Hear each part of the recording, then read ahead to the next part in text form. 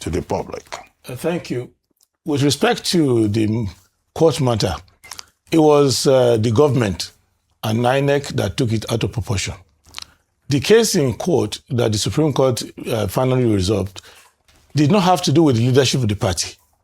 It had to do with the election we had in Ekiti State. Someone went to court to challenge the winner. Ambassador Alade is the winner of the governorship primary for SDP. He went to court to challenge that, and the court ruled that he wasn't an aspirant and had no local standard. Then he appealed to the Court of Appeal, and the Court of Appeal judgment approved the fact that he had no local standard, but the Honorable Justice, Mrs. Wike, made some comments which are not part of the judgment, but the INEC used that one to change the leadership of the party, that they are obeying that obita that's not part of the judgment, and the Supreme Court completely ruled that out. So they shouldn't even have touched the leadership at all. They should just let us know that there's no leadership dispute in SDP, and the government and INEC should not have intervened in that regard.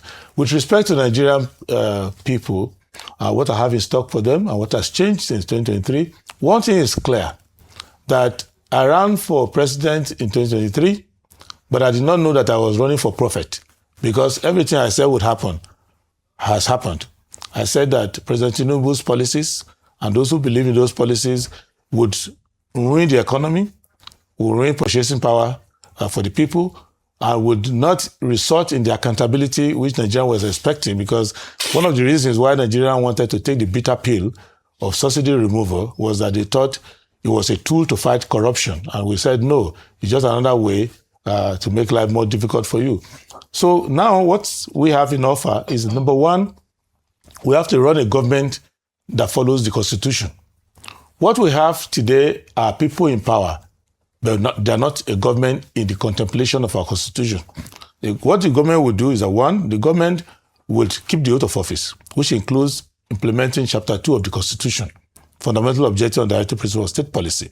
And every government measure will be able to comply with that. Second, if you are to touch government money, which is public money, you must comply with Section 162 of the Constitution, the management of federation account, to say that all the monies that are supposed to go to the account goes there, and that it is by appropriation that you touch government money. Since President Tinubu came, he has passed 3 appropriation acts without obeying any of them.